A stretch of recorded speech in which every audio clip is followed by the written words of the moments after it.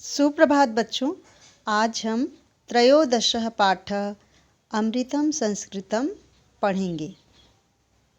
ये जो पाठ है इकारांत स्त्रीलिंग में लिखा गया है। पहली जो लाइन है, विश्वस्य उपलब्धासु भाषासु संस्कृत भाषा प्राचीनतमा भाषास्ति। विश्वस्व का मतलब होता है संसार की प्राप्त भाषाओं में, उपलब्धासु यानी प्राप्त भाषा, भाषासु यानी भाषा, भाषाओं में। विश्वस्य उपलब्धासु भाषासु संस्कृत भाषा प्राचीनतमा भाषा अस्ति। मतलब संसार की प्राप्त भाषाओं में संस्कृत भाषा प्राचीन भाषा है। सबसे पुरानी भाषा जो है, प्राचीन भाषा, संसार की सभी भाषाओं में, जितनी भी भाषा हमें प्राप्त है उन सभी भाषाओं में संस्कृत भाषा प्राचीन भाषा है, सबसे पुरानी भाषा है। भाषेयम अनेकासाम भाषाणाम जननी माता। भाषेयम का मतलब यह भाषा अनेकासाम अनेक भाषाणाम भाषाओं की, जननी यानी माता, और माता यानी मानी गई है। भाषेयम अनेकासाम भाषाणाम जननी माता। ये जो संस्कृत भाषा है, यह भाषा अनेक भाषाओं की जननी मानी गई है, माता कही गई है। प्राचीनयो ज्ञान विज्ञानयो निधि अस्याम सुरक्षिता। इसमें प्राचीन ज्ञान और विज्ञान का खजाना जो है सुरक्षित है। निधि मतलब खजाना। संस्कृतस्य महत्व विषये केनापि कथितं भारतस्य प्रतिष्ठे द्वय संस्कृतं संस्कृते स्थिता। संस्कृत के महत्व के विषय में किसी ने कहा है, संस्कृतस्य महत्व विषये केनापि कथितं, मतलब केनापि यानी किसी ने, कथितम यानी कहा है। संस्कृत के महत्व के विषय में किसी ने कहा है कि भारतस्य प्रतिष्ठे द्वय संस्कृतम संस्कृते स्थिता। भारत की दो प्रतिष्ठा है। पहली प्रतिष्ठा जो है संस्कृत और दूसरी प्रतिष्ठा जो है संस्कृति। तो ये जो पहला पैराग्राफ है, इसका हिंदी अनुवाद इस प्रकार है कि संसार की प्राप्त भाषाओं में संस्कृत भाषा प्राचीन भाषा है। यह भाषा अनेक भाषाओं की जननी मानी गई है। इसमें प्राचीन ज्ञान और विज्ञान का खजाना मिलता है, खजाना सुरक्षित है। संस्कृत के महत्व के विषय में किसी ने कहा है, भारत की दो प्रतिष्ठा है, पहली संस्कृत और दूसरी संस्कृति। अब दूसरा पैराग्राफ इस प्रकार है, इयं भाषा अतीव वैज्ञानिकी। केचन कथयन्ति यत् संस्कृतमेव संगणकस्य कृते सर्वोत्तमा भाषा। अस्याः वाङ्मयं वेदे पुराणे नीतिशास्त्रे चिकित्साशास्त्र आदिभिश्च समृद्धमस्ति।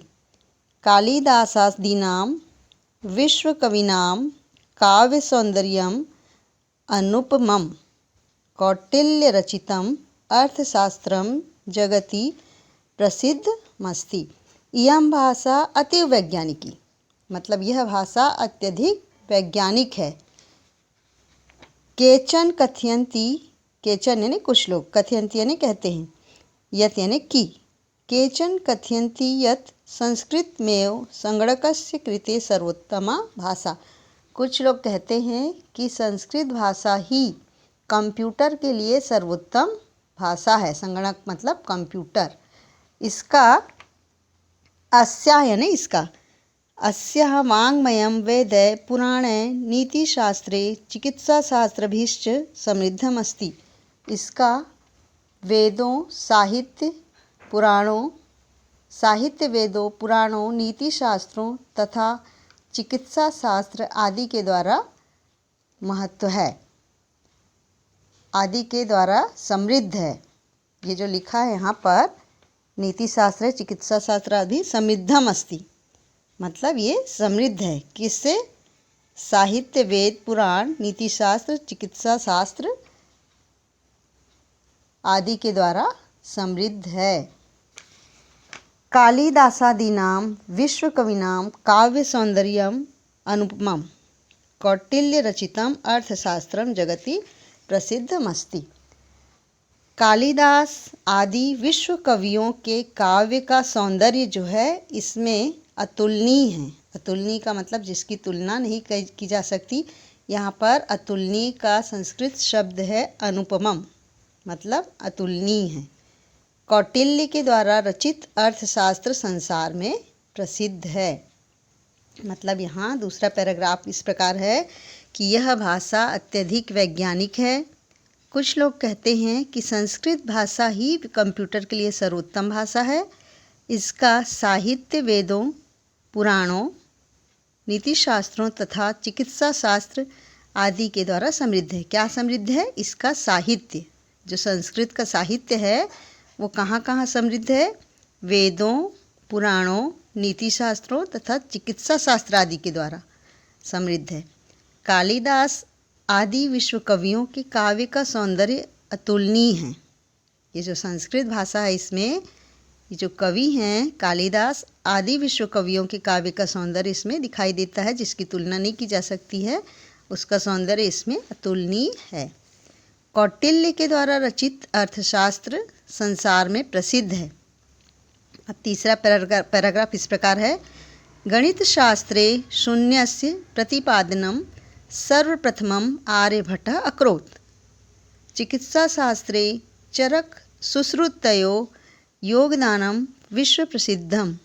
संस्कृते यानि अन्यानि शास्त्राणि विद्यन्ते तेषु वास्तुशास्त्रं, रसायनशास्त्रं, खगोलविज्ञानं, ज्योतिषशास्त्रं, विमानशास्त्रम् इत्यादीनि उल्लेखनीयानि।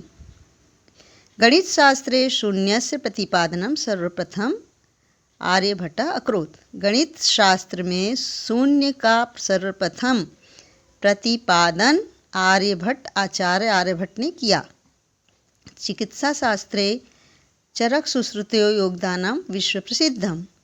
चिकित्सा शास्त्र में महर्षि चरक और सुश्रुत का योगदान जो है विश्व प्रसिद्ध है। संस्कृते यानि अन्यानि शास्त्राणि विद्यते तेषु वास्तुशास्त्रं, रसायनशास्त्रं, खगोलविज्ञानं, ज्योतिषशास्त्रं, विमानशास्त्रम् इत्यादीनि उल्लेखनीयानि।